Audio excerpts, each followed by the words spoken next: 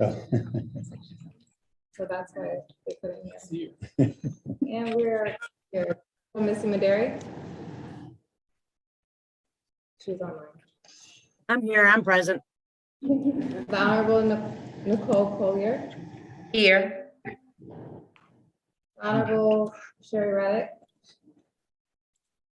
Honorable Vivian Torres. Here. Honorable John Whitmire. Is there anybody that I missed? I did get you, Judge Evans, as well as Commissioner Kobe. Kobe's here. Judge, we have quorum. Thank you. Is there a Judge? motion? Yes, Judge, this is Reggie Smith. I didn't get to say I was here. I just want to make sure you know I am. okay, thank you. Yes, ma'am. Thank you. Is there a motion to approve the minutes from the March 10th, 2022 meeting? Okay, I don't want to be picky, but I think I was present at that meeting and it doesn't reflect that. that's not being picky. Okay, we will. Okay, well, with that change, is there a motion to approve the minutes of the March 10th, 2022 meeting? So moved. Is there a second? Any discussion? All in favor? Aye. Any opposed?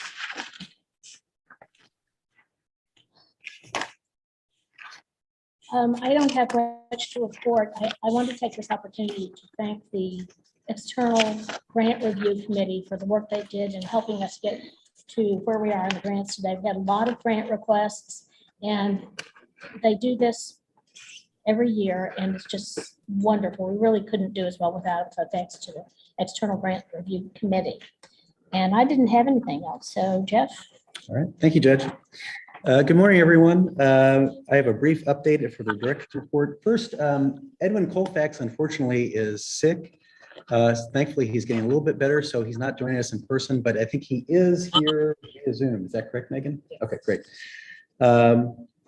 Second, we have one new staff member. That's Mr. Chris Bown. Mr. Bown is the new Operation Lone Star Grants Specialist. Chris has been doing grants management for about 20 years. Including several stints at the governor's office. So we're really lucky to have him at TIDC and excited he's here. We have 4 interns joining us this summer, Caroline, Kaylin, Mara, and Trey. And I believe we have Kaylin here. Here we go. Okay, Kaylin's back there. So they are from, we have students from Baylor, UT, Texas Tech, and University of Houston. So we kind of tried to cover the map this year. Operation Lone Star, I'll be brief. The cases keep on coming. The average number of arrests per day is about 12 arrests, and it's the number of cases going through the centralized magistration systems.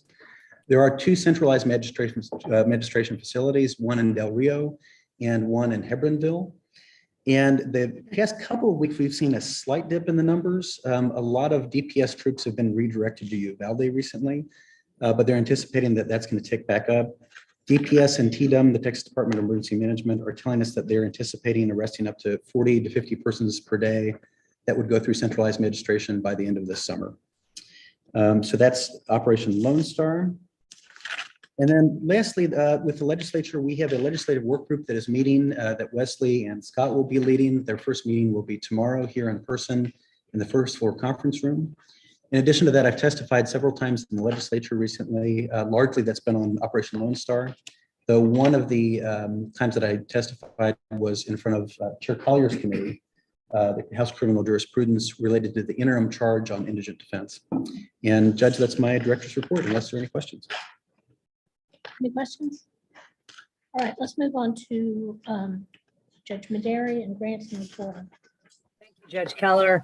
My apologies also for not being there. I wish I could have been there, but we're kind of stuck in court. So I'm going to I was going to turn it over to Edwin to help, but I don't know if I'm going to be taking Jeff now.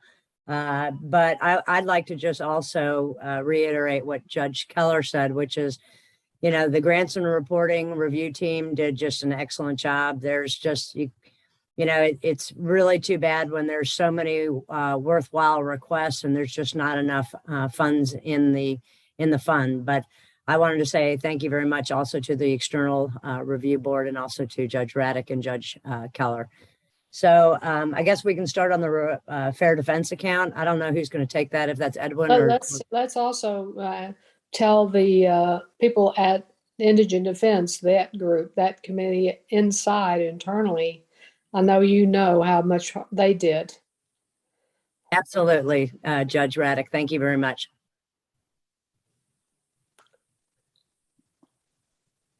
All right, Jeff, or who's going to go fair defense account? We can't hear anything, guys. Megan has muted the. Okay. Oh, I'm sorry, Judge. Can you hear me? Yeah, now we can. Oh, great. I'm sorry, Judge. It's going to be Sharon.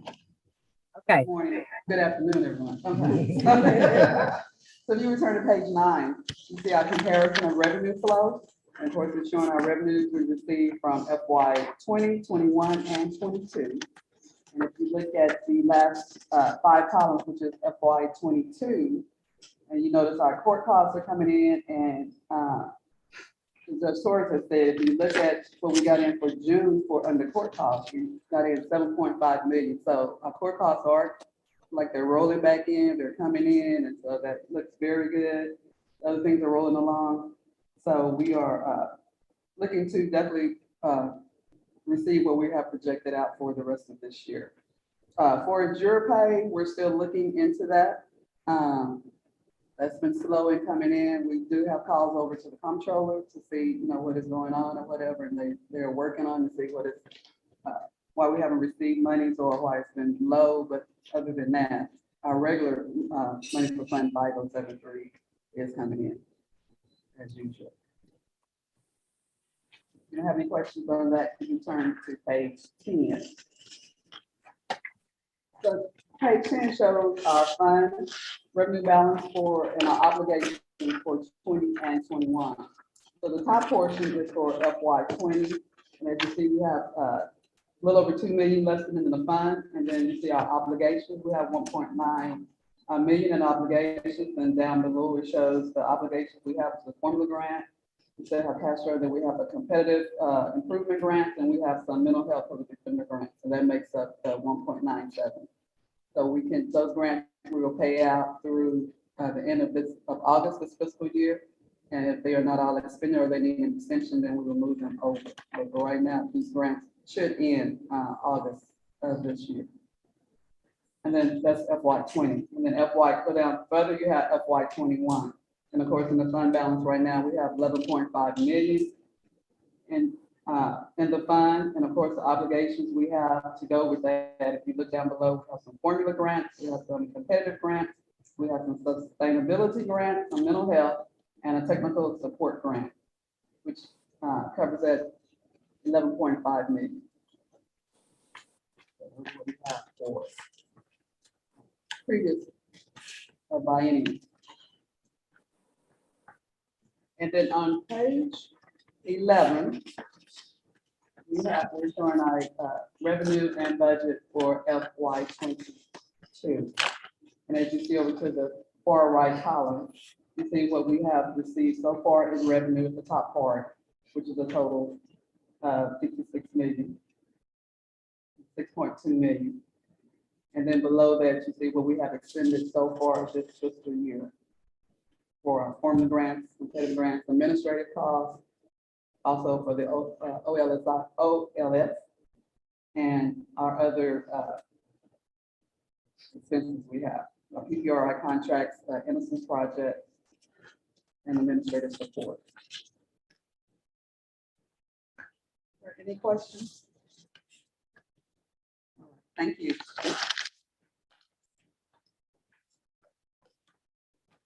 Okay, thank you. And Judge, I believe we have Doriana next talking about the formula grant awards. Hi, everyone. I'm going to give a quick update on our formula, special conditions on our formula grants on page 12.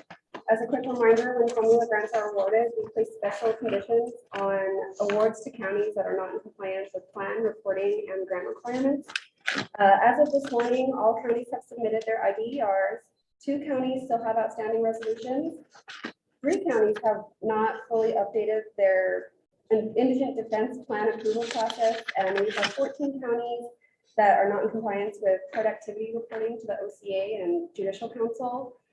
This is in line with our previous years, and staff have been in contact with all of our outstanding counties. Jeff, I do have a continue. Okay. Any questions on formula awards, special conditions? Okay. Judge Maderi, if it's okay, I'll go straight into the grants then. That would be great. Thank you. So we're going to start with the continuing grants, and then we'll get into new grants after that. If you turn your meeting books to page 13, you'll see continuing grant awards on pages 13 and 14. Page 13 is the continuing grant awards for multi-year grants. These are normally the 4-year step-down grants, 80, 60, 40, 20. And on page 14, we have the sustainability and mental health defender grants. So these continuing grant awards, these are multi-year grants awarded in previous years. These implement the funding plans that were previously adopted by the board. However, we present these every year for the board to vote on their continuation. So I believe, unless there are any questions, we do have a motion for this. It's motion number 2 on your motion sheet. Happy to take any questions you might have. That's a committee motion, so it doesn't need a second. Is there any discussion? All in favor? Aye. Any opposed? Motion carried. Thank you, Judge. Moving on to page 15. This is where we get into the new grants. This is the American Rescue Plan Act funding. I think most board members probably recall TIDC requested approximately $60 million in funding to help chip away at the pandemic-related backlog for courts across the state. We did not receive $60 million, we received 13.9. So we knew heading into this it would be competitive. The funds are, again, all to reduce the pandemic-related backlog. TIDC on the staff side, we sent this multiple times to all 254 counties. In addition to that, we held a webinar. We advertised that webinar fairly heavily.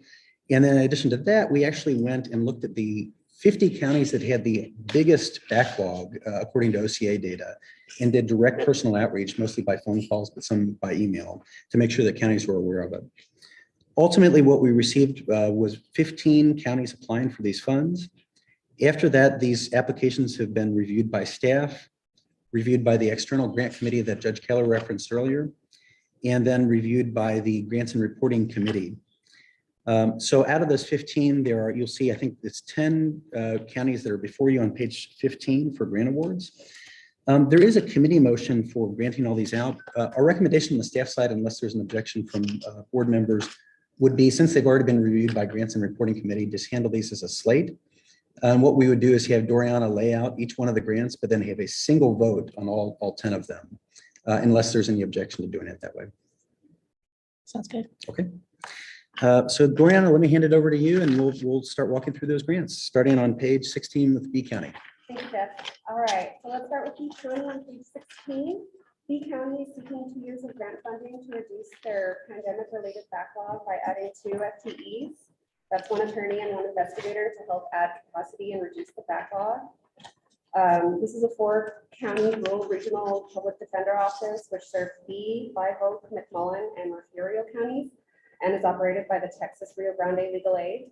And the GNR committee recommends a new 2-year award of $401,880 to B County for public defender staffing increase to address the backlog. And if there are no questions, I can move on to Brazos. All right, so Brazos County is on page 17. They are seeking grant funding to reduce pandemic-related backlog by building the Brazos County Public Defender Office, and that is to be staffed by 13 full-time employees. Brazos County is looking to transition to a standard 4-year step down after the 2 years of funding. But before we do that, we'll bring it up to the board. The recommendation is to scale back the award from 13 full-time employees to 10 and to phase in operations. So that'd be 50% capacity in year 1 and 100% capacity in year 2, as shown on the table. And the GNR committee recommends a new 2-year award of $1,859,900 to Brazos County for a public defender office to address the case backlog and transition the program to a standard step-down improvement grant after the initial 2 years. On page 18, we have Burleson County. Yes, Burleson County. Burleson is seeking grant funding to reduce its pandemic-related backlog by adding 1 contract attorney. Currently, Brazos operates a contract program and they are asking to add capacity to help reduce the backlog. And the GNR committee recommends a new 2-year award of $98,102 to Burleson County for a contract defender program. On page 19, we have the request from Culberson County. Culberson County is seeking grant funding to reduce its pandemic-related backlog by adding 2 full-time employees. So that's 1 attorney and 1 investigator to the Far West Texas Public Defender. As a reminder, the Far West Texas Public Defender is hosted by Culberson County, and it serves Brewster, Hudspeth, Jeff Davis, and Presidio. The county did request 3 years of funding, but the GNR committee recommends a scaled back 2-year award of $432,748 to help address the backlog. All right. On page 20, we have Dallas County. Dallas is seeking grant funding to reduce its pandemic-related backlog by adding 21 full-time employees, and that includes 14 attorneys. The recommendation is to scale back their full-time employees to 19, and the Grants and Reporting Committee is suggesting a phase-in with this program as well. So 50% of the budget should be funded in year 1 and the full amount in year 2, as shown on the table. And the GNR committee recommends a new 2-year award of $3,487,680 to Dallas County for public defender staffing to increase to address the backlog. Excuse me. On page 21, we have a request from El Paso County. El Paso is seeking grant funding to reduce its pandemic-related felony backlog by adding 11 full-time employees. That would be 5 attorneys, 3 mitigation specialists, 1 investigator, 1 secretary, and 1 receptionist. The recommendation is also to scale back this award by reducing the full-time employees to 3 felony attorneys. And the GNR committee recommends a new 2-year award of $1,057,850 to El Paso County for public defender staffing increase to address the case backlog. On page 22, we have a request from Fort Bend County. Fort Bend is seeking grant funding to add 1 part-time clerk. Fort Bend did get some ARPA funding from the federal government and use that to add an attorney to their public defender office, but the county did not receive the associated administrative support person. So this is more of a supplemental request in that context. And the GNR committee recommends a new 2-year award of $62,456 to Fort Bend County for public defender staffing increase to address the case backlog. On our next page, 23, we have a request from Taylor County. Taylor is seeking grant funding to reduce its pandemic-related backlog by building the Big Country Regional Public Defender Office to include 36 full-time employees. The Big Country Regional PD will serve 5 counties, that is Taylor, Callahan, Pullman, Jones, and Shackelford. The recommendation is to reduce full-time employees and budget to 25% of the proposed levels, which is about 9 full-time employees, including attorneys and support staff. And the GNR committee recommends a new 2-year award of $1,872,430 to Taylor County for a regional public defender office to address the case backlog. Up next, we have a request from Wichita County on page 24. Wichita is seeking grant funding to reduce its pandemic-related backlog by adding 3 full-time employees, that is 1 attorney and 2 investigators. Let's see, the Grants and Reporting Committee supported Wichita County's request, but suggested that TIDC require clear metrics and reporting and recommend scaling the request back to 2 full-time employees. So that's 1 attorney and 1 investigator. And the Grants and Reporting Committee recommends a new 2-year award of $316,172 to Wichita County for public defender staffing to increase to address the case backlog. Up next, on page 25, we have a request from Willacy County. Willacy is seeking funding to reduce its pandemic-related backlog by adding 1 attorney and 1 investigator to its public defender office. The recommendation is to remove the indirect expense estimate and align this with the TRLA submitted budget. And the GNR committee recommends a new 2-year award of $401,880 to Wellesley County for public defender staffing increase to address the case backlog. And I believe that is it for me. Up next is Jeff. Thank you, Juliana. Again, thank you for allowing us to do it as a slate. We have a lot of grants up today, so we thought it'd be easier to handle it this way. We're happy to take any questions that any board members might have. Actually, Oh, I'm sorry. oh, let's do the slate in here, sorry. Oh, yeah, we're going to do Harris after. Yeah. So we're of course happy to take any questions that you might have. If not, there is a committee motion, and I believe it's motion number 3 on the motion sheet. Committee motion. Jeff, I have a question just to confirm. I'm sure that this is a affirmative answer, but each of these counties are asking for an amount. Some of them got the total amount, some of them didn't. For those that did not receive the total request, you have confirmed with them that they can fund the gap in funding for these, or have changed the direction that they're going to go? Well, I wish the answer were yes. That the answer, unfortunately, we requested $60 million originally for backlogs for the state, and we had Commissioner. It's a really good question. We had more than twice as many requests in terms of the funding amount as we have funds available. So that really caused us to cut back on, and I think you heard this, and I'm glad you picked up on it. A lot of these counties, either we are. The Grants and Reporting Committee recommended and the staff recommended either scaling it back considerably or phasing it in, which saves a little bit. But we really did try to address as many county needs as possible. But to answer your question, unfortunately, it probably won't address everything that it needs to. But I think the way that GNR and the staff recommended it, I think it will make a difference in these counties requesting funding. I agree. And I know that was difficult with the smaller amount of money in the bucket to allocate. I guess my question is for each of these counties, when you were told, you told them how much that you were going to recommend, they could either choose to go forward with the total project and fund it themselves or scale back as you've recommended. You talked to them about that, and they're well aware that they're going to be receiving less.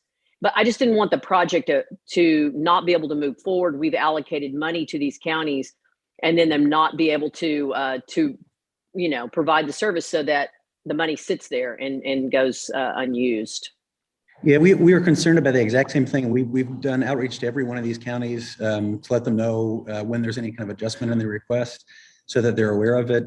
So far, out of the ones that are included in here, we haven't had any come back and say, no, we don't want to accept that.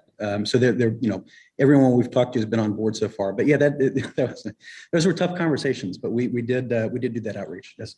Well, most of the ones that are small that would have a really financial impact, you were able to allocate the total amount that they wanted for the most part. And so I appreciate that. I know that was okay. Thank you. That was my question. Sure thing. It's a committee motion. There's a committee motion to award pandemic-related grants according to the schedule on page 15 of the meeting notebook. It doesn't need a second. Is there any discussion? All in favor? Aye. Aye. Okay, motion carries. Your Honor, Reggie Smith abstains from that vote. Thank you. Yes, ma'am. And Judge, if it's okay, I can move on to Harris County. Please. This is, so the ones that were just voted on, that was a slate of 10 counties. This is another ARPA request, but we're taking this separately because there was not a GNR committee motion on this one. The Grants and Reporting Committee did discuss the Harris County request, asked staff to do additional research on this to determine how the defense function and the judiciary will interact when it comes to reducing the backlog in Harris County. Staff, we have done some outreach. We've talked to the Public Defender Office. We've talked to a few judges down there. And so we do have a staff recommendation in favor of the Harris County grant. But again, there is no Grants and Reporting Committee motion on it. Happy to take any Jeff, questions. I'm gonna recuse. Thank you, Judge. Okay. Is there, I don't know if Judge Maderi is going to do this or I can, but I can do it.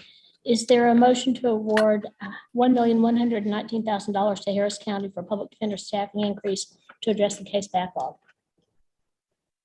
I'll make the motion. Okay, is there a second? Second. Any discussion? Your Honor, Reggie Smith is going to recuse as well. Yes, Okay. I'm recused. And Alex Bennett is recusing. All in favor? Aye. Any opposed? Okay, motion carries. Thank you. Thank you all.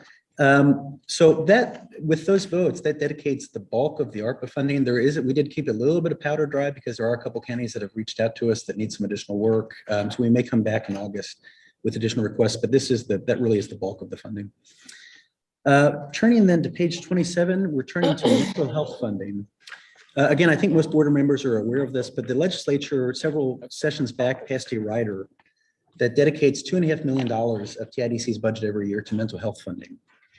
So every year we really try to do some outreach to counties and get these mental health funds out the door. We do have, well, I should step back and say that just like the ARPA funding, the mental health grant funding has been through staff review, it's been through external committee review, and then it's been to the Grants and Reporting Committee. So our recommendation again is to treat this as a slate. We don't have 10 here, we have only 3, so it's a little bit easier, I think, to get through. And we did, the 3 counties are Bexar, Culberson, and Hidalgo. And unless there's any objection from board members, I'll turn it over to Doriana to lay those 3 counties out. Thank you, Jeff. All right, on page 28, we have the request from Bexar County. Bexar County is seeking mental health grant funding to establish the mental health division at the Bexar County Managed Design Council office. And this is to be staffed by 8 full-time employees. So that's 1 attorney, 1 social worker, 4 case managers, 1 program manager, and 1 data analyst. And the grants and reporting recommendation is to reduce full-time employees from 8 to 3. So that would be 1 attorney, 1 social worker, and 1 case manager. To adopt a funding plan to transition the program to a standard step-down improvement grant after the 2 years of this funding. And to fund the data analyst position out of our standard improvement grant pot of funds. And we'll touch on that later on when we take up requests from our standard improvement grant requests. So the Grants and Reporting Committee recommends a new 2-year mental health defender award of $753,367 to Bexar County for the mental health division at the Managed Design Council program, and then transition the program to a standard step-down improvement grant after the initial 2 years. If there aren't any questions, I'll go to Culberson. All right, Culberson County on page 29 is seeking mental health grant funding to expand the Far West Texas Public Defender Office by adding 1 full-time employee, an entry-level social worker. The county is proposing that this position get folded into the sustainability funding after the 2 years of mental health funding, but before doing so, we'll present the impact of the expanded program to the board before we make that decision. The Grants and Reporting Committee recommends a new 2-year award of $160,698 to Culberson County for a mental health defender grant and to transition to the Far West Texas sustainability funding after that. On page 30, we have a request from Hidalgo County. Hidalgo County is seeking mental health grant funds to create the mental health unit at the Hidalgo County Public Defender Office to include 1 attorney, 1 social worker, and 1 mental health indigent defense coordinator. The recommendation is to reduce full-time employees from 3 to 2. And the Grants and Reporting Committee recommends a new 2-year award of $369,050 to Hidalgo County for a mental health defense unit at the Public Defender Office. Up next, actually, that is it for our mental health. There is a committee motion to award mental health defender grants according to the schedule on page 27 of the meeting notebook. Needs no second. Any discussion? All in favor? Any opposed? Judge Keller, this is Judge Maderi. I'm going to recuse on Hidalgo County, please. Thank you. And I recuse on Harris County. Okay, thank you. Motion carries. Thank you, Judge. That brings us to Nueces County. We're treating this a little bit separately because Nueces is a combination request of ARPA funding and mental health funding. So we took this one up separately. We did look very closely at Nueces County. In fact, TIDC staff has been working with Nueces County for quite some time to plan this office, including a couple different planning studies. Nueces County, if you look at the data on page 32, they have one of the largest backlogs in the state. So pretty significant backlog there. In addition to that, much like many other mid-sized and large counties, there are a significant number of cases that involve mental health issues. Going back to Commissioner Covey, your point, yeah, unfortunately, we don't have the funds to fund everything that they're requesting here. The full request was, as you see on page 32, $7,642,776. The total amount recommended by the Grants and Reporting Committee is $3,641,458. I'm happy to take any questions about Nueces County that you might have. This is a startup of the PDO, so they didn't have one before? That's right. Yeah. Well, they're one of and Judge Maderi, please correct me if I'm misstating any of this, but my recollection is one of the largest 14 counties in Texas. And really one of the largest. I think there may be 2 or 3 others that don't have any kind of system in place. It's very smart to take that ARPA money to incorporate it into funding this. We think this could make a big difference. And percentage wise, as you see, I mean, the cases are kind of through the roof. So it's a big deal.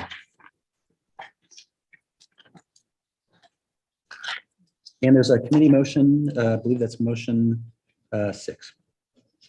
That's right. There's a committee motion to award pandemic backlog and mental health defender grant of up to $3,641,458 to Nueces County for a new public defender office and transition program to standard step-down improvement grant after the initial 2 years. Any discussion? All in favor? Aye. Any opposed? Also, Judge Keller, I'm going to be recusing myself off on this vote as Nueces County as well. Thank you. Judge.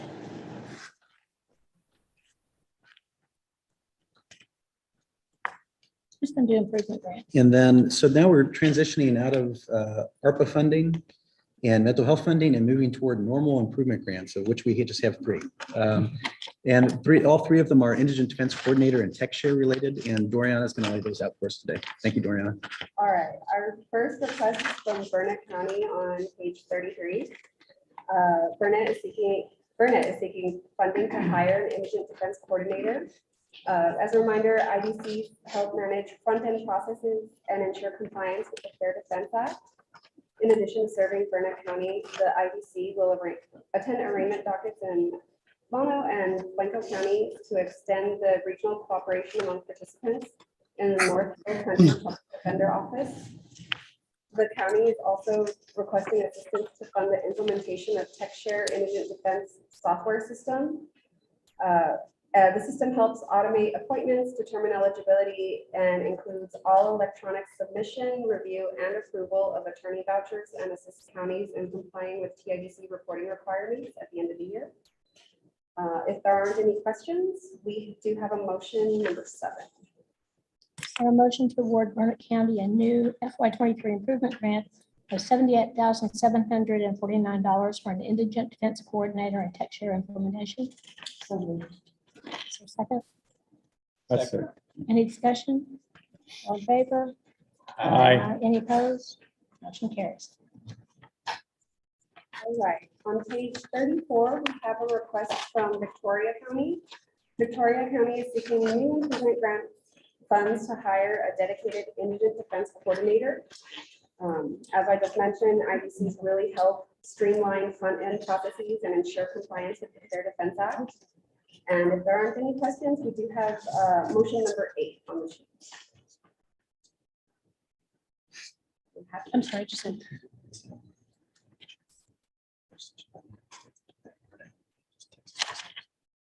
Let's type it. I'm sorry. No worries. If there aren't any questions on the Victoria County request, motion number 8 is up. Is there a motion to award Victoria County a new FY23 improvement grant of $39,014 for an indigent defense coordinator? So moved. Is there a second? Second. Any discussion? All in favor? Aye. Any opposed? Motion carries. All right, next up is Wilson County on page 35. Wilson County is requesting funding to hire 2 indigent defense coordinators. Wilson, Atascosa, Karnes, and Frio counties all joined together in 2020 to develop a rural regional public defender office. The county is also requesting assistance to fund the implementation of TechShare in Karnes and Frio, since Wilson and Atascosa have already implemented the software. And if there aren't any questions, we have motion number 9. Is there a motion to award Wilson County a new FY23 improvement grant of $166,464 for 2 indigent defense coordinators and TechShare implementation? So moved. Is there a second? Second. Any discussion? All in favor? Aye. Any opposed? Motion carries. Jeff, I believe it is time to fill up the canary yellow sheet. Thank you, Doriana. So that concludes all of the regular improvement grant requests. What we have left are grant modifications and supplements, and then Operation Lone Star. So if you look at the yellow sheet, the handout that's in front of you, this is moving to Atascosa County. Originally, this was on page 36 of your book, but the updated sheet is the yellow page.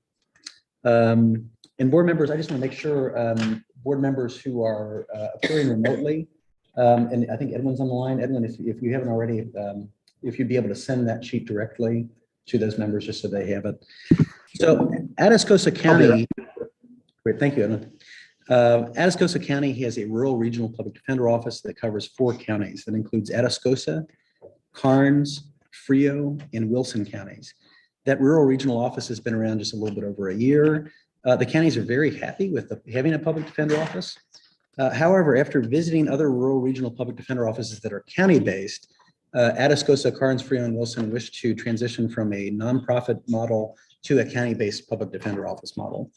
You can see on page 36 in the second paragraph that originally the costs associated with that transition from nonprofit model to county-based model were estimated to be about $680,000.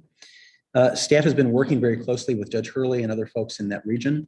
And as you can see on the yellow page, the updated figure is quite a bit lower, $167,454. Most of that is related to bringing salaries in line with other rural regional public defender offices. They've had several vacancies that they're hoping to fill. So with that, there is a motion on, let's see, it's motion number 10 related to Atascosa County. And of course, I'm happy to take any questions you might have. Is there a motion to increase Atascosa County's FY23 award for a rural regional public defender office? I'll make that motion. Okay, is there a second? Second. Any discussion? Yeah, I'm not a really good numbers person. Everybody knows that. So they initially requested 680,000. How can they accomplish what they need to get accomplished by cutting them down to 167,454? Yeah, and Judge, that's a really good question. So yeah, the initial amount, there are a lot of different moving pieces in this, and that's what made the math especially difficult on that. Part of it is the wind down of the nonprofit. And so a lot of the funds that were not expended as part of that nonprofit because they weren't able to fill vacancies are coming back to the county. So they will have some extra kind of liquidity. Okay. So we did talk to Judge Hurley again just this morning, and he confirmed that amount is fine for the transition. But to your question, I mean, down the road, we may want to revisit just a year in and just make sure the transition is going well and see if we need to make any other adjustments. Yeah, so the current budget that they have, they're actually going to get funds back so that they can fund some of the things that they see that they need to fund in order to transition. Oops. Syndication. That's what I'm understanding. That's right. There's some funds that haven't been expended as part of the current grant. So basically what this does is by adding $167,454 brings their total grant amount to $1,364,264, which should get them in good space. And basically, I'm sorry, go ahead. To where they need to be. To where they need to be. That's I right. think it's good to go to the local control if they want it, if that suits their purpose better. So good. And yet again, we spoke to, I mean, I'm glad you're asking this question. I mean, Judge Hurley, we've been talking to him and kind of working kind of hand in glove with him, talked to him again last night, talked to him again this morning. And that's why we had the update on the yellow page.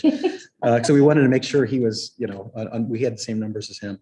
So he's very much on board. But again, to your point, I think once they're up and running as a county-based model, we may want to just check in with them and make sure that they've got what they need. Thank you. Any further discussion? All in favor? Aye. Any opposed? Aye. Motion carries. Okay, thank you, Judge. That brings us to B County on page 37. So B County has been a successful rural regional program for years now, I think over 13 years. And as the costs rose, I mean, one important note is that these are counties that are relatively poor. They have a very small tax base. So as the costs rose, Texas Rio Grande Legal Aid stepped in. They didn't want to burden the counties with additional costs. So they stepped in and basically brought unrestricted trawler funds to kind of fill the gap so that the counties wouldn't feel the pinch. Unfortunately, those funds have dried up and trawler is no longer able to fund that out of unrestricted funds. So what they're asking TIDC to do is to step in to basically fund this like we would any kind of other rural regional program, the standard sustainability funding. TIDC staff, and this was led by Scott Ehlers and his staff, did kind of a miniature planning study just to make sure that the staffing ratios and the costs were in line with how we normally staff a rural regional public defender office. So we're satisfied that this is a good investment and basically would bring them in line with other rural regional public defender offices. So there is a motion, let's see, it's motion number 11, and of course, happy to take any questions that you might have.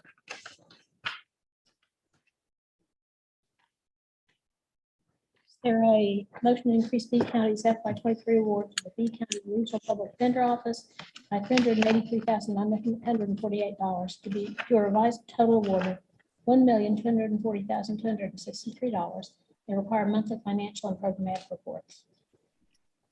Is that a 2-year program, or it ends, or what is that going to be ongoing? No, ma'am, that's a good question. This is sustainability funding. So this is ongoing for the program. And they've had sustainability funding for many years now. This is basically an adjustment to that funding. Mm-hmm. Thank you. What does it mean require monthly financial and programmatic reports? Is that from the county or from Trawla? Yeah, really it comes from the county, but I think that the work would come from Trawla, that they'd be putting that together. And essentially, what kind of oversight do we have over how they operate? I don't know. So every county that receives grant funding, they have to do grant reporting. And so we do receive regular reporting from the counties that receive funds and the nonprofits that receive funds. We're looking to bump it up a little bit, just in this case, so that we have a little bit more transparency around how much is spent on a regular basis, how many FTEs they have. We just want to I think this is, again, a good investment, but we just want to make sure that we don't kind of run into this down the road, that if there are any kind of adjustments, that it's coming through the TIDC board. So is Trawla subject to the same case number requirements that Alex has and other agencies? Do we monitor that? So we do monitor caseloads, so that the TIDC caseloads are caseload guidelines, but not standards. We don't require everyone to comply with that. So the standards are, the caseloads that you might see in Alex's office may be different from Trawla, for instance. But we do monitor that, especially with the counties that have sustainability funding. And usually you'll see this in most of these grants, that we do build that based on TIDC caseload guidelines so that they'd have comparable standards. So this one, when we redid the numbers, I mentioned we did kind of a miniature planning study.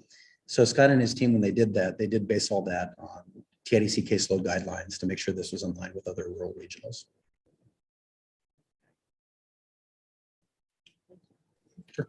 Jeff, are there going to be any other like these where Trawla cannot continue to fund?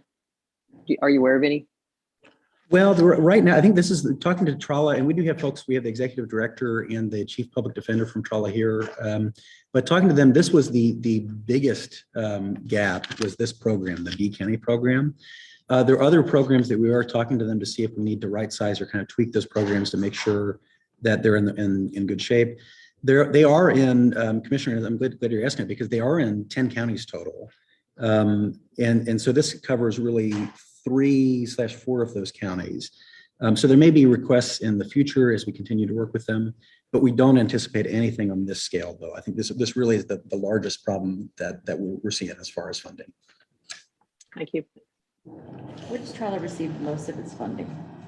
So they have a civil program that really kind of dwarfs their public defender program. So I can't really speak. So I know some of that's from curious if we're cutting and I mean, we're making up for deficits that they've been funding. I'm curious where the money comes from. Yeah, so their civil program really kind of dwarfs the public defender program. They're in multiple states. They're in many, many counties across Texas.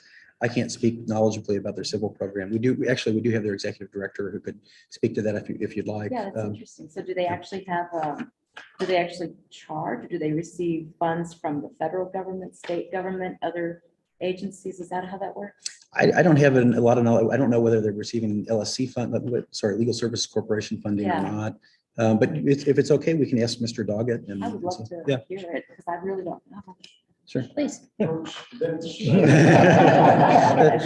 podium's right over there. No, I'm just kidding, Robert. I wasn't anticipating speaking today, but Nicole said I better get down here. So I should. My name's Robert Dog. I'm Executive Director of Texas River Grant Legal Aid. I've worked in legal aid about 32 years. I've been Executive Director. And obviously, we're very honored, please. I'm sorry, but we cannot hear. I apologize, Your Honor. You can come up, it's okay. We won't bite. Well, okay, I'll take you at your word. And I'm embarrassed I didn't come prepared to speak, but in any case, we obviously do civil and indigent defense and have for many years. We have been funding the deficits that have been referenced because we care about this work. And we want to make sure it continues, and we know how hard it is for many counties to fund this work, and we wanted to keep doing it and keep the counties happy and keep everyone happy. But at some point, it got to a level that we couldn't sustain it any longer. Where do those unrestricted funds come from? Not from Legal Services Corporation, absolutely not. Those are for civil services only. We get funding from a variety of sources for civil services. And those lines we do not ever cross. But we do manage to acquire funding that's unrestricted, whereas we can use it for what needs to be done for indigent clients. And obviously, people that need legal services, that happens. And we do receive unrestricted funding from a variety of sources, but those have been drying up, if you will, being increased over the last several years. So our resources and those unrestricted amounts have declined so much that we just can't make up the difference anymore. Some examples might be donations, and where people are aware that we do multiple types of work. Rent, when we've had a building, we've had extra space and we've rented it out. That is allowed with consultation with our lawyers, that's authorized. And so that counts as unrestricted funding in many cases. But those are some examples of where we've acquired it. But as I said, it's gone down dramatically. And the difference between how much resources we've obtained and the amount of the expense. And so that increase, or that gap is increased, and the money we've had available has decreased. And so that's why we've asked for that. I'm sorry, I've talked too long. No, that's good. Thank you very much. Any other discussion or questions? I do have a question.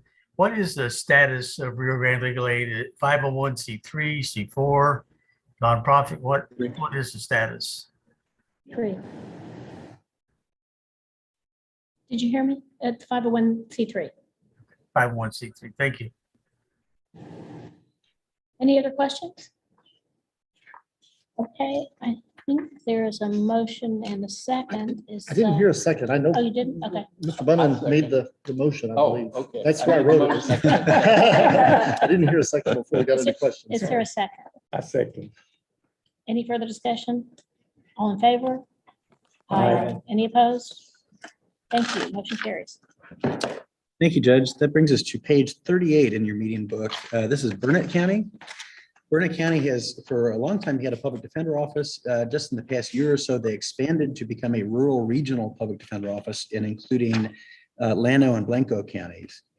Now that they're up and running as a rural regional office as opposed to a single county office, they're looking to tweak their budget to adjust salaries and adjust travel. Staffers reviewed this, and we believe that it's a reasonable request. There is a motion in the book. This is motion number 12 for Burnett County, and the increase would be $134,584. Happy to take any questions you might have. Is there a motion to increase Burnett County's FY 2023 award for the North Hill Country Regional Public Defender Office by $134,584 to revise total award of $1,058,577? I would make that motion. Okay, is there a second? So I'll second. Any discussion? All in favor? Any Aye. opposed? Motion passes. Thank you, Judge. That brings us to page 39 of your book. This is Harris County. Harris County has a managed assigned council system that TIDC funded, and that system is approaching its third year. Unlike other counties, for instance, Bear County, and we have, I should mention, we have Jim Bethke here from the Bear County Managed Assigned Council System. Unlike counties like Bear, where they phase in everything at once, including felonies, misdemeanors, and juvenile, Harris County is large enough that the county wished to phase it in bit by bit. So they started with misdemeanor cases. The misdemeanor managed assigned council system in Harris County is now fully operational. It's up and running. And they're seeking now to expand to take on juvenile cases. If you look at the recommendation, the staff recommendation below, we did take a pretty close look at their staffing request and their funding request. There is one position that we believe is outside of the scope of TIDC funding. That position is educational specialist / holistic educational attorney. So the staff recommendation is to eliminate that one position and then to supplement the grant award for Harris County by $374,037 to start taking on juvenile cases. One other note that I think is important, this is a 4-year step down grant for Harris County, 80, 60, 40, 20. And the funding for the juvenile MAC will largely hit just in years 3 and 4. So this would be, as you see at the very top chart, largely 40% funding in year 3 and 20% funding in year 4. So this really hits the second half of the 4-year step down grant. And I'm happy to take any questions you might have. Jeff, I'll recuse. Thank you, Judge. Thank you, Alex. I don't know what an educational specialist, holistic educational attorney is. I was just curious what that is in case I think we need it. Yeah, no, it's a good question. I'm sorry. Alex. I'll say because we do that in our office. So when these days juveniles are often arrested in schools, okay? And a lot of times there are proceedings in the school that follow the juvenile case. And sometimes when you take care of the administrative hearing, the juvenile case goes away. Right. And oftentimes services are restored too. So we have, in our office, we have become involved in doing that. I think they're interested in modeling that. That sounds. So it's like a collateral Yeah. consequence. Yeah, of because the they'll get juvenile case. expelled or they'll be put into the, what do you call it, the alternative school? Oh, yeah. And Judge, I should mention too, I mean, the reason we have that separate, we think that we talked about a lot on the staff side. We think it's a good thing. Yeah. And we're not totally sure that, and Wesley, feel free to correct me if I'm wrong on this. We don't necessarily think that there's a statutory prohibition on TIDC funding. This really is just outside the scope of what we normally funded. So we really, of course, defer to the board's Yeah, so it kind of discretion deals on with that. the administrative stuff that follows the criminal charges. Do you think we ought to add it back? Oh, good. Are we paying for Alex's? No, No. you No, don't. why aren't we? We don't. You don't. Well, I'm not getting any grant money for any of our juvenile work right now. Okay. You're doing mental health and you're giving me some ARPA money for temporary roles. That's it. That's it? Okay.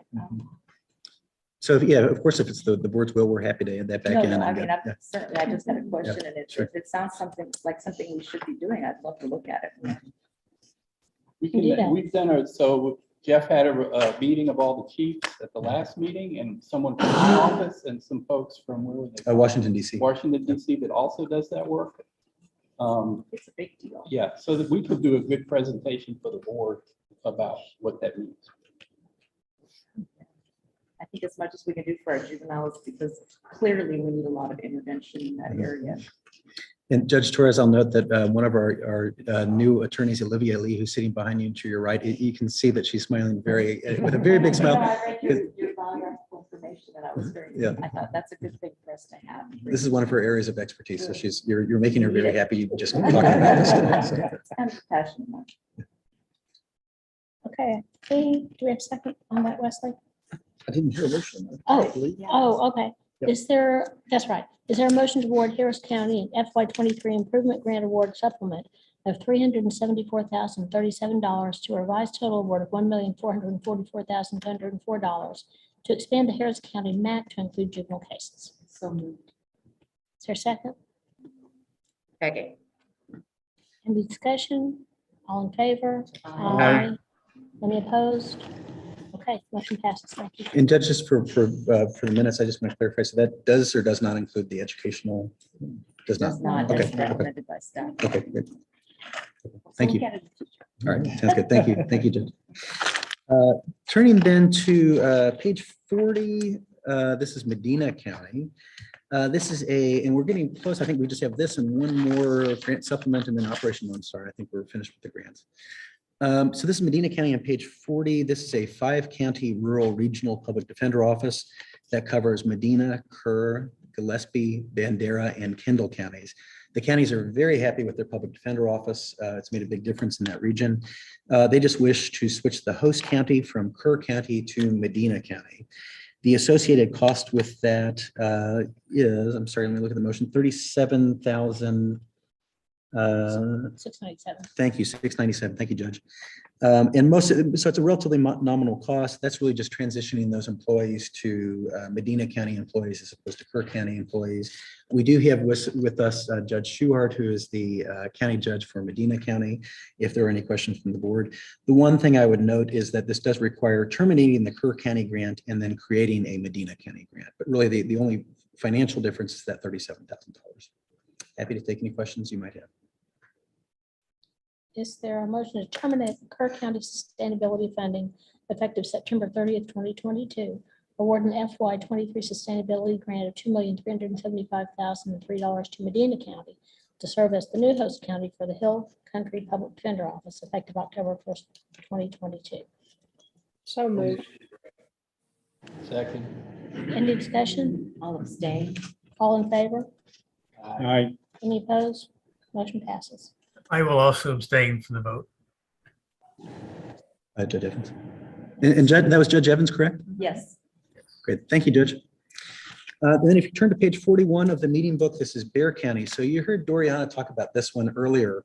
Bear County asked for several full-time employees funded under mental health funding. One of the things they asked for was a data analyst. But as we talked more and more to Bear County, one, we realized the need for this data analyst was pretty great for the Managed Assigned Counsel system. But two, we realized that it wasn't strictly mental health. And so we didn't have a staff recommendation to fund this out of mental health funding. Instead, the staff recommendation is to fund that data analyst position out of the regular improvement grant funding. And there is a motion, and I apologize, the motions are out of order. This is actually motion 16 to increase Bear County's Managed Assigned Counsel funding. The last note I would add is that the staff recommendation would be to start that funding in fiscal year 23, which makes the funding a little bit more clear and clean.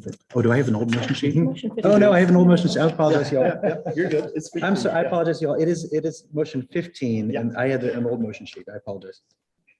Is there a motion to increase Bear County's FY23 award for the Bear County MAC by $70,130 for a total FY23 award of $843,905? I'll make the motion. Is there a second? Second. Any discussion? All in favor? Aye. Any opposed? All right, thank you, Judge. And the very last motion we have for grants is related to Operation Lone Star. If you turn your meeting books to pages 42, 43, and 44. So as a reminder, about 1 year ago, the Governor Abbott launched Operation Lone Star. In June or July, the governor's office asked the Texas Indigent Defense Commission to help set up the defense function for Operation Lone Star. TIDC was appropriated about $30 million from the legislature to fund the defense function for Operation Lone Star. And we've been granting this out just bit by bit as opposed to one lump sum for Operation Lone Star. One of the first things we did, if you remember back a year ago, was to enlist the Lubbock Private Defender Office to serve as the indigent defense hub for Operation Lone Star. In that role, they contract with public defender offices to take OLS cases. They serve as the Operation Lone Star Managed Assigned Counsel system. They assign cases. They meet with Operation Lone Star stakeholders and state agencies as far as local agencies. And they collect data on Operation Lone Star. There are two things that are happening right now that I think are important to note on Operation Lone Star. One is that we are consistently kind of falling behind in terms of getting enough attorneys to take these cases. So there has been a constant need to keep on adding to the defense function. In addition to that, the Department of Public Safety and the Texas Department of Emergency Management predicts that they're going to be arresting up to 40 to 50 persons per day starting basically by the end of the summer.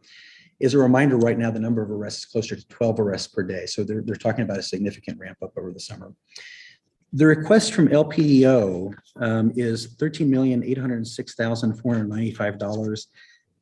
While we do believe that the ramp up is imminent, as we really looked at those numbers and vetted all that, and we talked more and more to DPS and TDM, we believe there will be a ramp up. We don't think it'll be quite as quick as LPDO thinks it might be. So the staff recommendation is $9,548,491 for LPDO for Operation Lone Star. Our recommendation would be to grant those awards now, but then revisit this in August and check in with LPDO and just see how Operation Lone Star is going. I should note too, we do have, we're not going to wait till August. We talk weekly about Operation Lone, in fact, daily about Operation Lone Star. So this is a very big part of our lives on the staff side right now. So that's the staff recommendation. If you want, you can see we did a comparison on page 43 of LPDO's staffing request. And on page 44, the staff recommendations from TIDC staff. Happy to take any questions you might have about Operation Lone Star. Jeff, this Valerie Covey, is this the only funding additional? I mean, where's the other funding coming for this program that the state has established? Commissioner, to clarify, do you mean for Operation Lone Star generally or for yes. Defense functions specific? Yes. Okay, generally? Yeah, in Operation Lone Star generally. Sure. So the amounts that have been appropriated are somewhere over a little bit over $3 billion for Operation Lone Star, appropriated by the legislature. TIDC's portion of this is a little less than 1% of that. A lot of that came during the special session last fall from, I believe it was HB 9, was the bill appropriating all of that. So this is general revenue funding. You may remember in the early days of this, there were some funds that were borrowed against the Texas Department of Criminal Justice's budget, I think in the amount of about $250 million, and then repaid to TDCJ through HB 9. But pretty much all of this is funded from GR through HB 9. And again, that was during the special session back in the fall. Thank you. It's different. Oh, just so you know, we want to make sure they do the from the book. 9.5. Yeah. Okay. I'm sorry, Judge. I'm sorry, go ahead. No, it's okay. I'm sorry. Go I ahead. was just asking about the neighborhood defender services. Sure. So, when we reached out to groups to provide the defense function for Operation Lone Star, we reached out to public defender offices and we recruited private attorneys to do it. Today, we've got about 40 private attorneys on the list. And in fact, the LPDO is working on increasing that list and trying to get more and more attorneys. Unfortunately, some of those private attorneys are leaving. The difficulty we're having, I think, with the private bar, it's not that they're doing a bad job necessarily, but it's that they have a docket back in their home county. Yeah, and so they're not wholly devoted to Operation Lone Star. So because of that, not talking about individual attorneys, but as a system, we've had better luck with the public defender offices because they're wholly devoted to Operation Lone Star. They're able to make every docket. We're not having a hard time seeing them meet clients and all of that. So they're not struggling in the way that a lot of the members of the private bar are. We did reach out to, we've got, I think about 60 counties right now in Texas that are covered by a public defender office. Some of them, of course, are rural regional offices. And we reached out to every chief in Texas to see who might be willing to step forward and do this. The problem we ran into really with the county-based offices is that you can imagine the commissioners' courts weren't all that wild necessarily about them, the PD offices taking cases from outside their county. There really wasn't much benefit to the host county. So we've had much greater fortune with the nonprofits. And so there are two that have stepped forward, Texas Rio Grande Legal Aid, and thank you, Mr. Doggett and Ms. Maese for all your work with TRALA. And the other is Neighborhood Defender Service of Texas.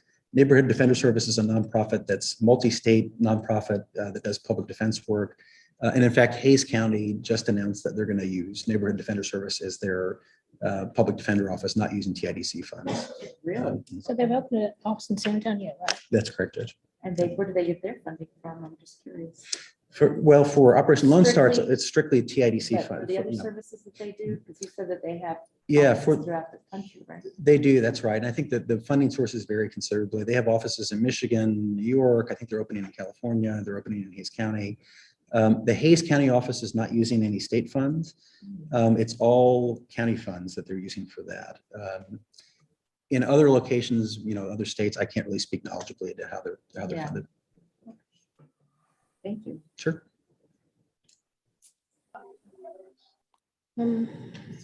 Right. Oh, and I'm sorry, Wesley had a correction too. I'm sorry, as far as the amount. I'm sorry. Yeah, I think the amount on the motion sheet is incorrect. And I believe we should go with the amount that's listed in the meeting book, the 9,548,491. I assume that's the correct number. Yes, that's correct. Yeah, thank you, Wesley. Good catch. Okay. We don't. I have a question, Yeah, Madam Chair. please. Jeff, I see that there was the travel reimbursement and the training. Was that not approved? And I think that's, if I heard right, I think that's Chair Collier, is that right? Yes. Okay, all right, thank you, Chair.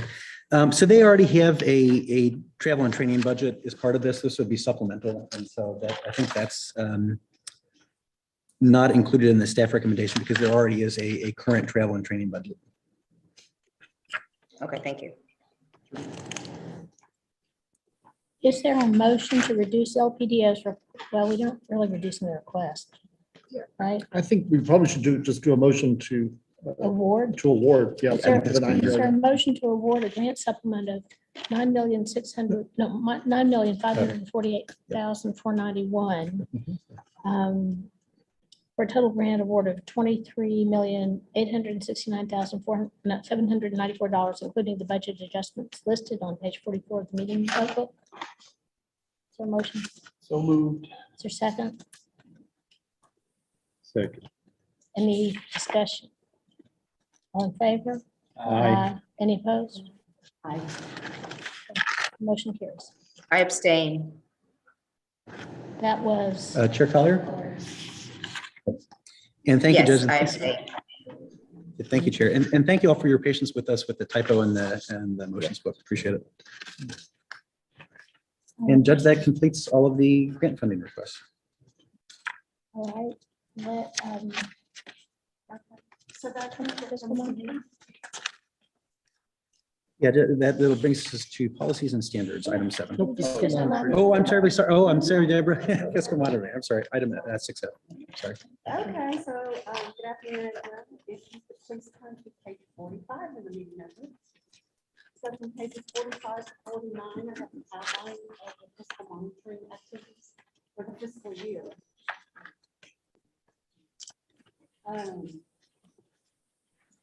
Added a little map this time. It seems similar, you know, but anyway. Just since the March board meeting, we issued 2 final reports, and then from Medina and Astor counties. We issued 1 initial report to Taylor County. That was in conjunction with a policy team report. And that kind of response that we read this month. Went on 2 on-site monitoring review trips. The first one was with Edmund. We went to Hidalgo and Camden counties. And then the second one, I went with Joel and Bill with policy team. And we went to Surrey, Fisher, and Midland counties. And then we started reviews also with Galveston and Wichita counties. So then if you'll also turn to page 49, I had 10 counties submit their comprehensive annual financial reports, efforts, and single audits, and I reviewed those at the time. And there's a chart on page 49 of some of the items that I looked for. I just wanted to make one note that there are 4 counties that have their TIDC grant funds reviewed by the outside auditors, and none of these counties had any compliance issues. So that's all I have. Okay, thank you. Let's move on to policies and standards, Mr. Bunner. All right, so Policies and Standards Committee met Friday, May 20th, 2022. We have several reports and we have a committee motion, but we also got a presentation from Professor Pam Metzger and Andrew Davies at the Deason Center. of Southern Methodist University Law School about uniform indigence determinations in Texas. They issued a report on that. And we asked staff to come back later with some proposals, so you may hear about that at the August board meeting. We have a committee motion, and we need to ask Wesley, because both Judge Keller and I are not sure about how this is worded, but I think what we meant to say here is that we were going to amend the legislative policy to clarify that the commission will publish its annual report with the approved legislative proposals. I think the word both and is a little confusing. So Okay. I think that's what we meant to do. Okay. So that's what our committee motion is. So. And there was further discussion about a second amendment, which is highlighted. in the Right, book. and if Judge Keller wants to discuss or bring that up, that's fine too, but look, I guess we ought to do the committee motion first. Yeah, what was the wording of the committee motion? What, I believe that I copied it from the meeting sheet from the Policies and Standards Committee, but it was. It may be, was the but the word clarifying amendment, and, I yeah. think confuses it, because what Judge Keller meant to do was to limit the publication to the approved legislative Right. proposals, and this sounds like it's more than that, that's all. Okay. Well, I may have mistyped it then. I don't know, it's mistyped, it's just because of the word and, it's difficult. So I think the committee motion is to amend the legislative policy to clarify that the commission will publish its annual report of approved legislative proposals by the commission. That sounds good. And it's on page 53 to see the actual language, right? Yeah. From the policy and what that amendment is, what's intended to be described by that motion at least.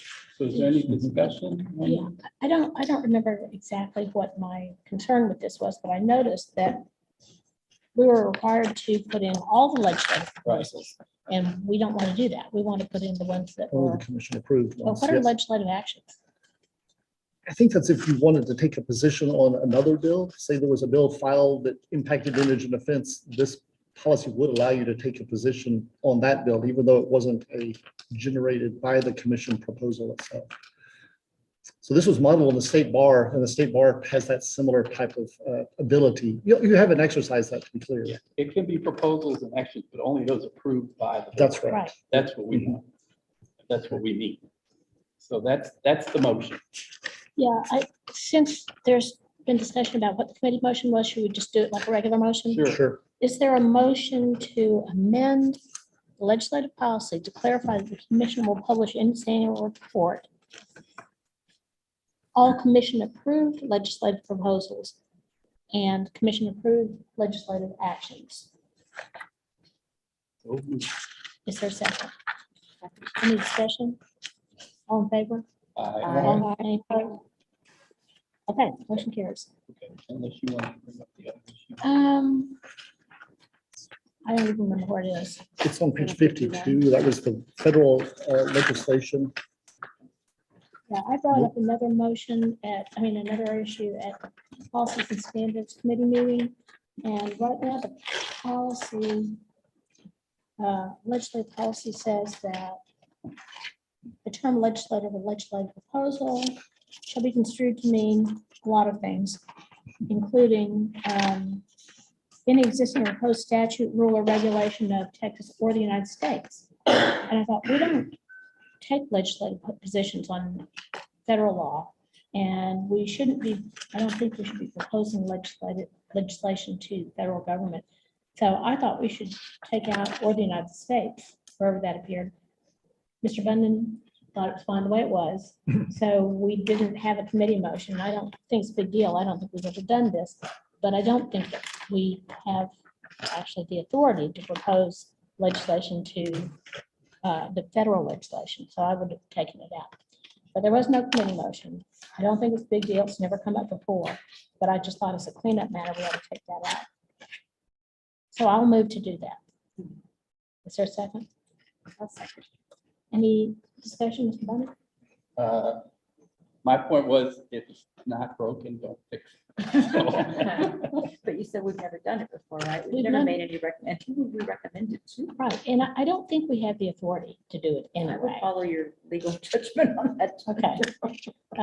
Leslie, did you have anything to add? The statutory basis for this is just says legislation that would affect indigent defense in Texas. So I suppose if you construe that liberally, federal courts practice, in Texas, but it is really, you're right, outside of the bailiwick of this agency and state court practice. Yeah, and it hasn't been a problem yet, but I don't want it to become a problem. Someday it might, somebody may propose something, say, see, we've got a policy that allows it. So, any further discussion? All in favor? Aye. Aye. Any opposed? Opposed? I don't know involved. We'll put that in the minutes, so. That was my dog adding her 2 cents. Sorry about that. It was good time. Okay. Okay, so now we have reports. First one. Plan submission and review process. Sure, and just for committee's edification, the board's edification, page 56, we do have the legislative work groups. You can see the members. There's no action, but as Judge Keller said at the beginning, or Jeff, that the first meeting of that group is tomorrow in person. So we're really excited about that. On page 58, we have the Indigent Defense Plan submission and review, and we're doing great. We're down to, as of now, 4 counties that haven't approved all their plans. There's a much bigger number back in March. It was 50 counties. And the formula grant award statements, I think, really had an impact. There were 24 that got special conditions, and that generated a lot of calls, as you might expect. So there are just a handful now that are not having reported their plans. That's it? Okay, so next is policy monitoring report. That's going to be me. So on page 59, where we have the policy monitoring recent activity. So we've divided these into sections. There's 3 counties at the top that we've issued reports. We've already gotten responses from the counties, from Bastrop, Parker, and Tom Green. There's 4 additional ones where we've issued reports and are awaiting responses, and that's Maverick, Taylor, Williamson, and Zavala. As Alex mentioned, we talked about Maverick and Zavala at the Policies and Standards Committee. Those have multiple pending issues for several visits each. So we're really watching that closely and look forward to their responses by the end of this month. We've been implementing the webinars or Zoom meetings. It depends on the county, where we present the findings about a week after we issue the reports, and that's been very helpful. I think for the understanding of what the issues are, and for a number of the counties, they've really engaged and have already been thinking about solutions, and have we've had conversation with them right then and there. And so I think a lot of these counties are really well on the way to addressing the findings right out of the gate. So I think that's been a real improvement to our practices. And then we have 4 more at the bottom of the page that are about to be issued. Some of them, in fact, beginning of next week, and we already have a webinar scheduled with Brazoria County for 2 weeks from now. And then turning over to the next page, these are 6 more counties. We're really getting around the state now that we've been to since your March meeting. So we're in the process of drafting reports for these 6 counties. You'll notice that they're almost all follow-up reports. So we've had a real backlog in follow-ups. I'd say it's a COVID backlog. And so there's a lot that are pending where we're supposed to go back within 2 years of the prior visit if there's findings. And so that's going to be a big focus really this whole year. There's not too many new counties that we're going to be visiting. And one additional thing, because we've added so many new policy analysts, we have 5 staff devoted to policy monitoring. And at the moment, only Joel is qualified to lead those visits. And so we're really leaning heavily on him. But in the meantime, Bill Cox has been going with him on most of the reviews and developing the test plans, et cetera, so that hopefully by the end of this summer, he'll be able to lead visits as well. And we'll be able to deploy our staff a lot more efficiently and get around the state more than we've been able to in the past. So we're really excited about that. And then 5 more drop-in reviews. These are the kinds of reviews we do in very small counties that don't typically merit a full monitoring visit. They just have so few cases and so little grant money at stake. But we do evaluate, look at 20 case files and meet with the county judge and other stakeholders after that visit and issue a letter. It doesn't require a response, but it does highlight any issues that we find in the processing systems. And next, the last thing, we've got 2 more follow-ups that are on tap for this summer, and that's Travis and Wharton counties. And like Deborah, on page 61, we have a map highlighting recent visits, color coded to the status of each of those reports. So find up our game.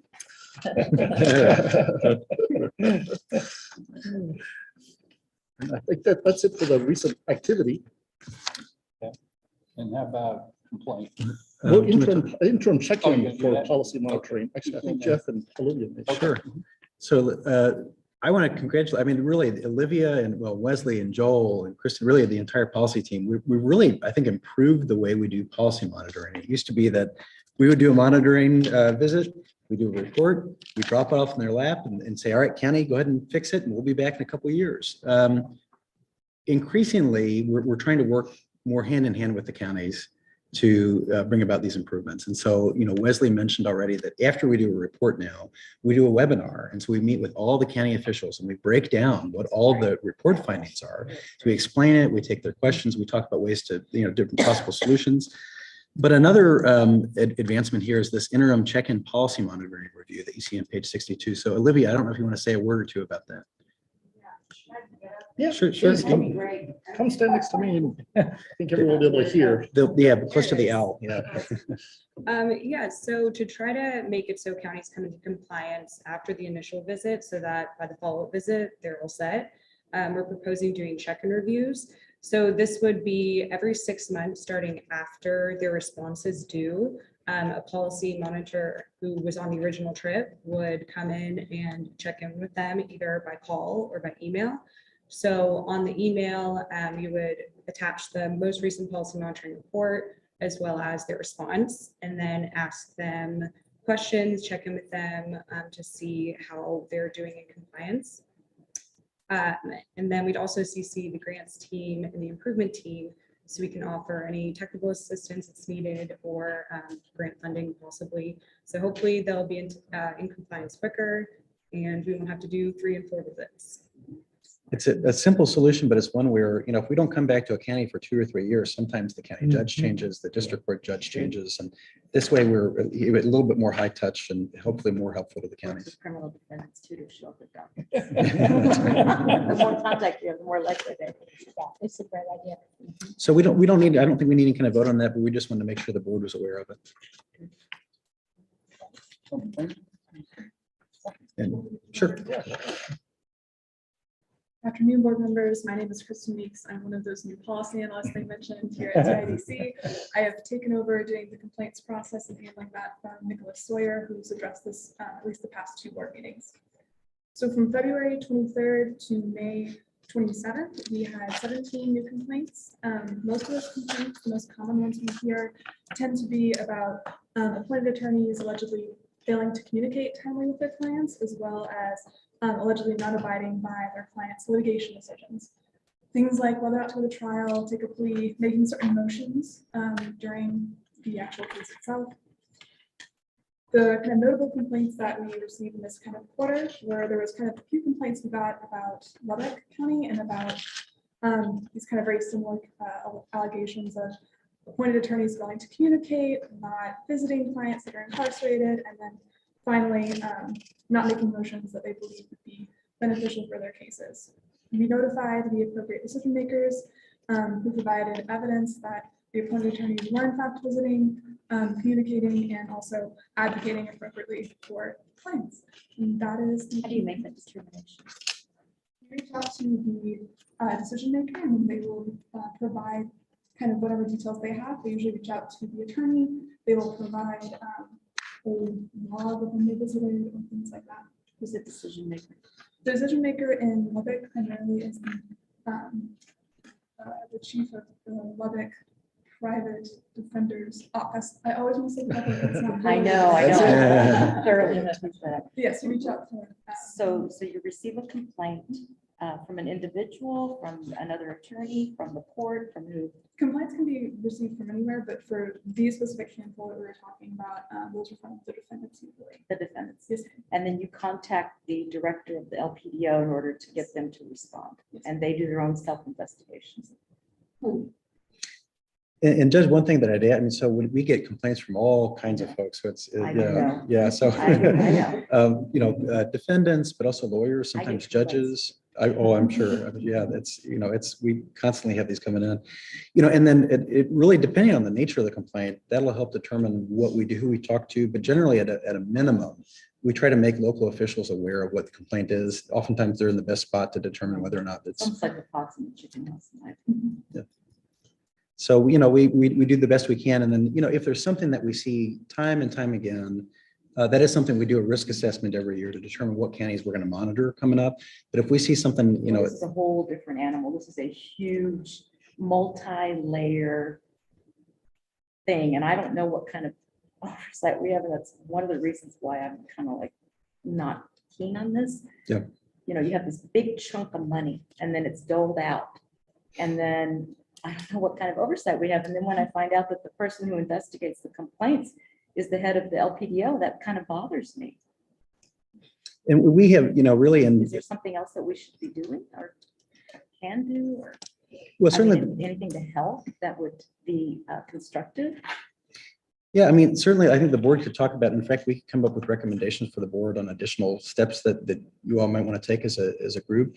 The one thing that may add some context to this, if you look at the fair defense laws, there really isn't anything saying TIDC, here's how you should handle complaints. No, you're right. And so we basically. But it does say that you must, your attorney must communicate with you Right, within that's this amount of exactly time. And if you're giving this big pot of money to a specific entity that is supposed to administer that under the law. Right. Then we have to be able to determine whether that's being done in a meaningful fashion. Does Sure. that bother anybody else but me? Well, being a defense attorney, it doesn't bother me at all because in the day and age that we're in today, especially, you're going to get people complaining. We've got I'm tons aware. of cases. I've been on this. And so it's not unusual in the environment we live in today for everybody to complain. We have prisoners in 5 different county jails Mhm. besides our jail. So is it hard to go get it, see all those people? Of course it is. Do they tell us all the time where they're at? Of course they don't. So there's a lot of things come to the equation. So if you look at it, you're going to look at it all the way, or you have to trust the people that are in charge. That's the bottom line. Either that or you look at it all the way. I'm kind of have a bird's eye view on that because I am And looking at it from up here and I hear Right. some of the stuff that transpires and I feel like. I think, Yeah. Jeff, I'll just jump in there. I think as, my background is I'm a CPA, so I think separation of duties is important. If the question is, are we concerned about the issues at hand as far as what is being reported, that's one thing. But then who answers for that is another. And so if it's the same guy that's in charge of the money, it may be somebody independent. I guess that's the question that I'm hearing is, should it be someone else that gets involved in this? Because, I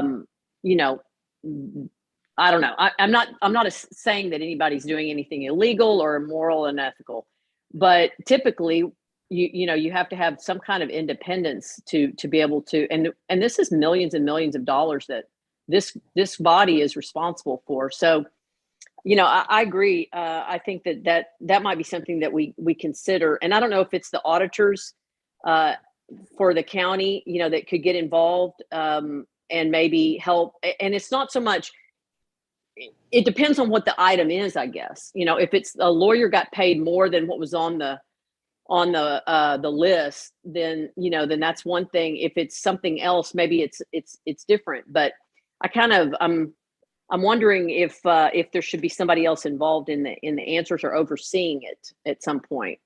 Just a thought.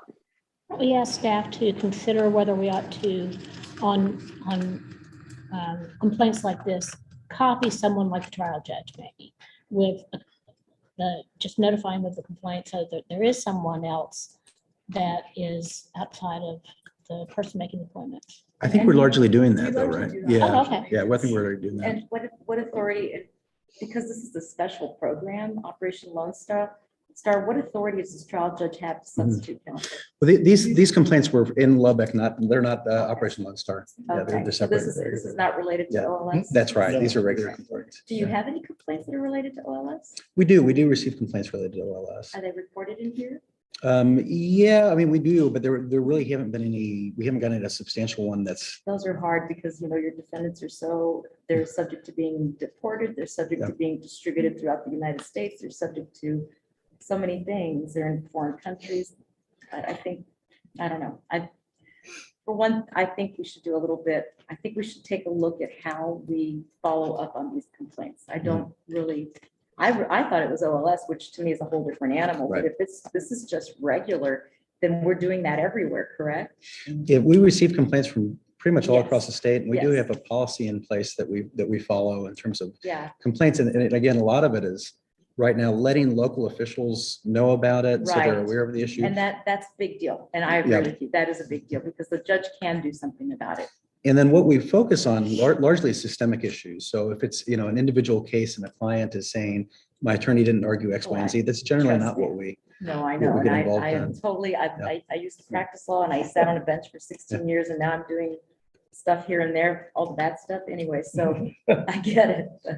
But as far as accountability, I mean, one of the things that we've been, 79034 of the government code lists out 13 different areas where the TIDC board can essentially put some accountability measures into place. So that's, if the board wishes, we can certainly come up with options and processes, and maybe, we can in August represent the complaints policy that we have and see if there are any adjustments that might be needed. We're happy to do Yeah, I that. just actually assumed all along that we were doing more than that. And that's my fault. I didn't ask that question before. It just kind of seemed when you said, I forgot what the word you used for it, the person who you contact. That was, Moved by appropriate decision makers. yeah, decision makers. That worried me when that was said. I thought, Hey, Jeff, does anyone ever look back at more of a cumulative approach, perhaps because, we see it annually in this report, but is there somebody looking back and say, we're continuing to have a problem in a certain area with certain counties? Does anybody look at that?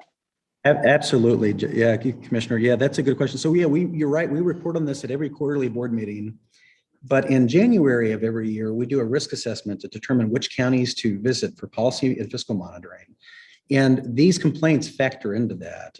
We consider whether there have been complaints and exactly what you're saying, especially if it's ongoing and we're seeing an issue again and again and again in a systemic issue in a particular area.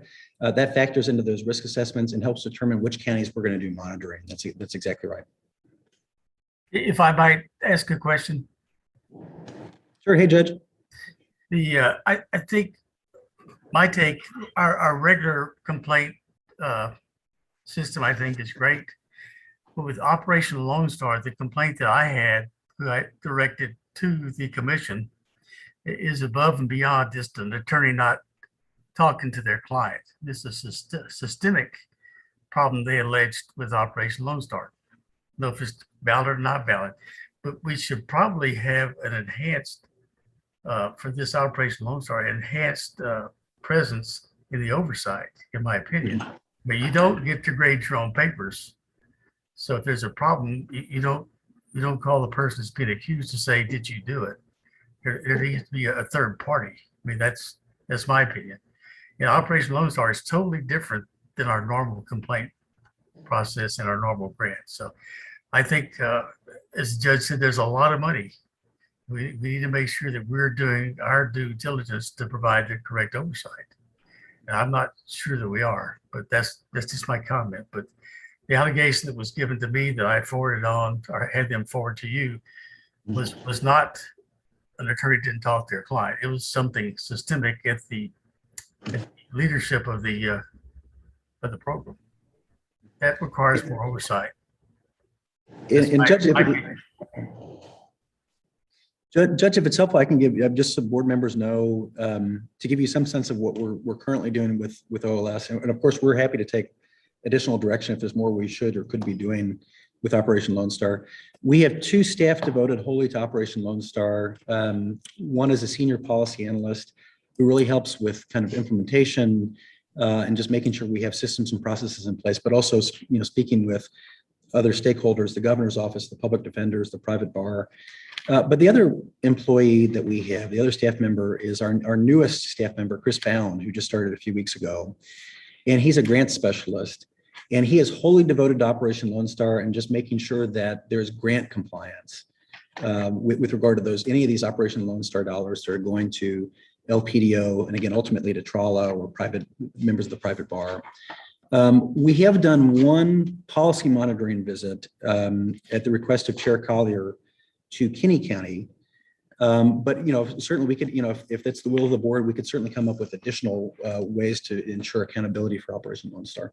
I read the materials on the Chairman Collier's, which brought to your attention, but I didn't see any details. What was the nature of the request for investigation? So that was really, and Wesley, you might want to, because I know your team led this, but essentially the letter we received from Chair Collier had to do with Kinney County and specifically looking at appointment and appointment rates and appointment processes. Looking at Kinney County, they have historically had a pretty low appointment rate. And not always had the processes in place that are needed to ensure that a council is being appointed. So Wesley's team did some monitoring, and I think the report's just about ready, if not already complete. It is. Yeah. It's basically ready. Yeah, it definitely found a problem at the front end processing. It was really at the outset of Operation Lone Star before centralized magistration was Well, you should created. kind of So- separate Operation Lone Star from the county's normal operations. In my opinion. Well, we did in the report, because it did change, the process Yes, it changed, did. right? So initially there were Operation Lone Star arrests that were magistrated locally by the JP. And what we found is that they didn't have a process to rule on requests for counsel at that time. So those were basically falling through the cracks. And then it changed over to centralized magistration, operated by Office of Court Administration, and part of that process is ruling upon requests for counsel at that time. The magistrates have authority to rule on them, and so we found that they, of course, at that point did begin ruling on them and sending those requests that they found indigent to the Lubbock Private Defender Office to assign counsel. So the process has gotten much better, really, since August when the It was rest all began. very, very difficult. And y'all have done a great job. I don't mean to be critical. I just think No, we it's need okay. to be mindful of what we're doing as well and do our job. But you will separate that, because what's happening through OLS is very different than what happens normally in any county, not just Kinney County, but any county, as far as handling requests for counsel, timely appointment of counsel, holding people responsible, attorneys responsible for not contacting their clients, et cetera, et cetera. So that's a very big thing that I've always been very much a stickler, that we need to really pay attention to that. And we are actually, that's on a monthly basis. We're getting logs from TDCJ where the inmates are being held at the two prisons of visitation by Zoom as well as in person, matching that with the appointments in those cases. And that has been steadily improving since the operation began. So Yeah. it started off with very low contact rates and then LPDO is really, that's part of their oversight, and they're calling those defense attorneys and saying, why aren't you visiting your clients? Why Yes. show you've got 23 Yes. cases and you haven't visited any of them? And some have been removed from the appointment list. Yeah, and some of them are just overwhelmed by the sheer number of everything. And you have to wonder, if they should be removed or helped. In addition to the regular reports from TDCJ on client visits, and those are happening in person and via Zoom, but both of those are tracked, and LPDO regularly receives a list of who's visiting clients and who's not. But in addition to that, weekly, we get a list from TDCJ of everyone in the Briscoe and Segovia units, so that we have a sense of who's there, ensuring that people have counsel. So LPDO, same thing. We receive a copy of that, but LPDO does as well. But if it's helpful, again, of course, it's up to the board's discretion. If it's helpful, we could do some report in August, just giving you kind of a more big picture sense of what we're doing to ensure accountability for Operation Lone Star, and even give additional options if it's helpful. Yeah, and are we also monitoring the caseloads on the attorneys that are? That's what LPDO is doing. Yeah, so they're directly monitoring caseloads of the private bar, and so they're serving essentially as a managed assigned counsel system for the private bar. And then the public defender offices, NDS and TRALA, are monitoring their attorneys as well. And their caseloads are set at TIDC guidelines. They are? They are. Yep. Now I should clarify, I mean, they are for the public defender offices. The private bar, we are seeing, just because of the sheer number of cases, we are seeing higher caseloads.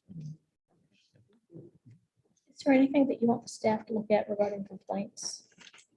I just want to make sure that it's not just, especially when you're dealing with Operation Lone Star, that it's not just the decision makers that are being contacted when you get a complaint. I understand when in a normal court environment, contacting the decision maker probably means the judge that's presiding over that court, which is good. They're in a position to do something about it.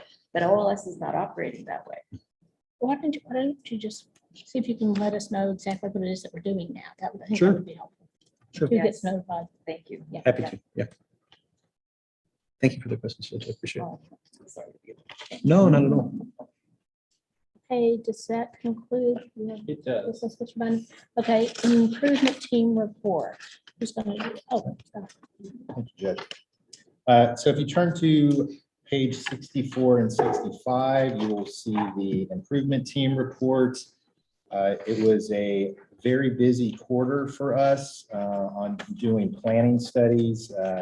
Kathleen, Kristen, and I, we did 10 different planning studies that covered 25 different counties.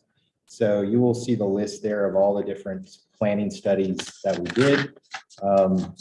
As you will note, some of those, like Nueces and Brazos County, y'all gave grants to this year, so we helped them really kind of develop their plan for the office that y'all are help funding now. But there were also a number that ended up not applying, but you'll get a good sense here, I think, of the great amount of demand there is out there for establishing regional public defender offices. So, so that's good, but you know, it would be nice to have some more funding so that we could fund them all as well. So, so those are all the planning studies that we did.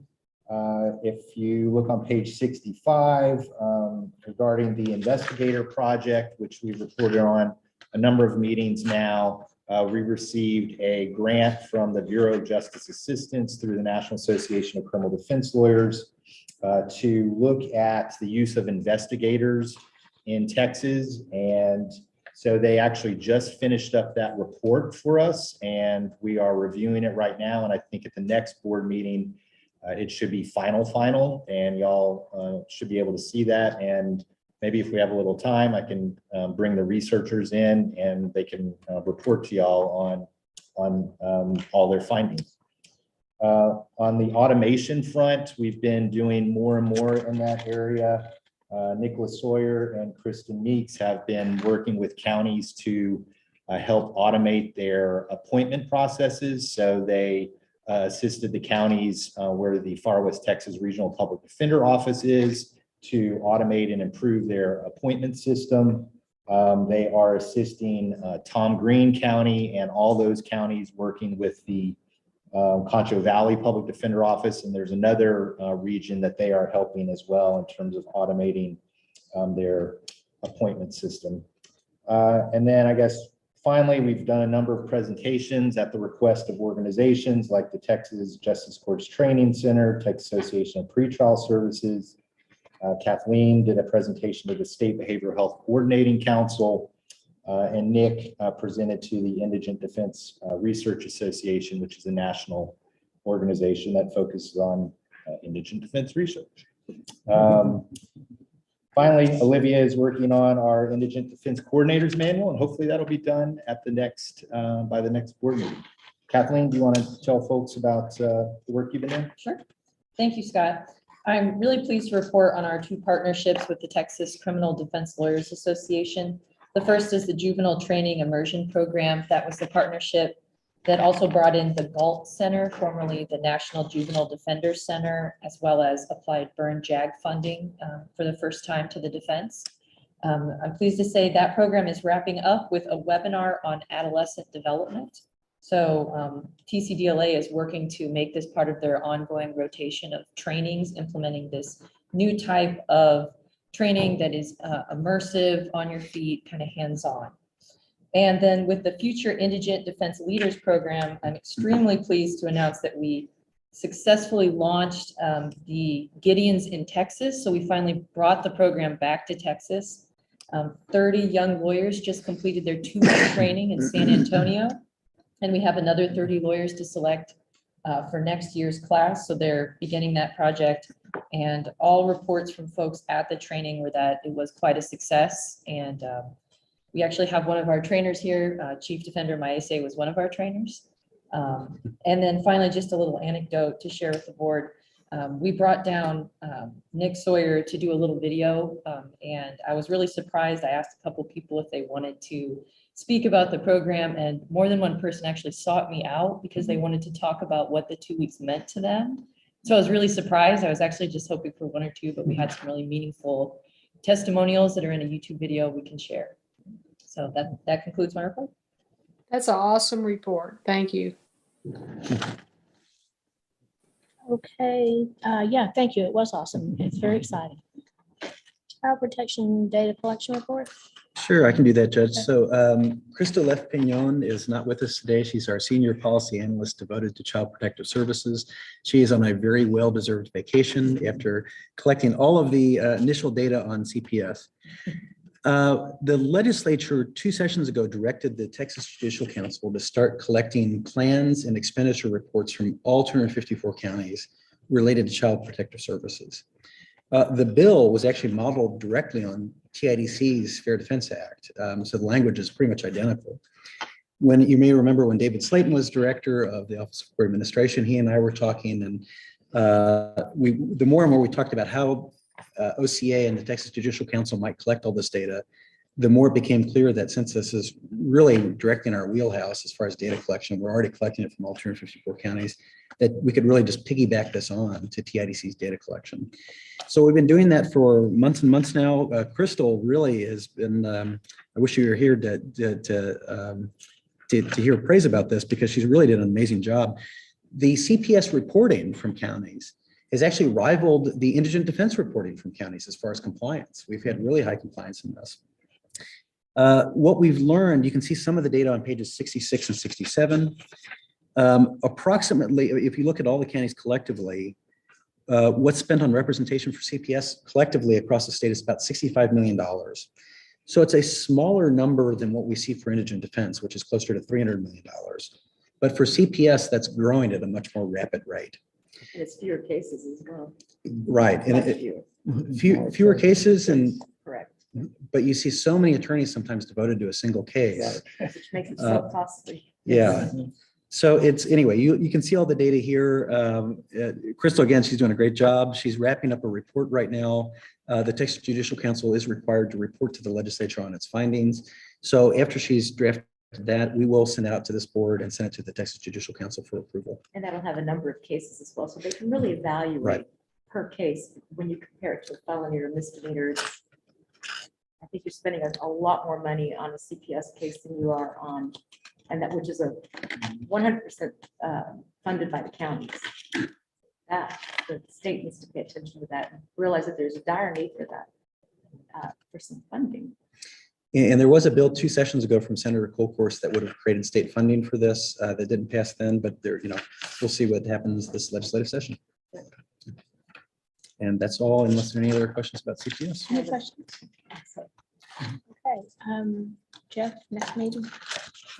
Judge, I think we're meeting in August, and I'm trying to remember the date. 19th. Thank you, Wesley. August 19th, and that'll be in the first floor conference room. Okay, any new business? Any public comment? I just want to thank Brianna for stepping in for Edwin, and we miss Edwin, but you did a great job. Thank you. We do miss you, Edwin. He may come back. I appreciate y'all doing without me. Thank you very much to everybody. Then is there a motion to adjourn? So moved. Second, all in favor? We are adjourned. Thank you all. Appreciate it. Thank you.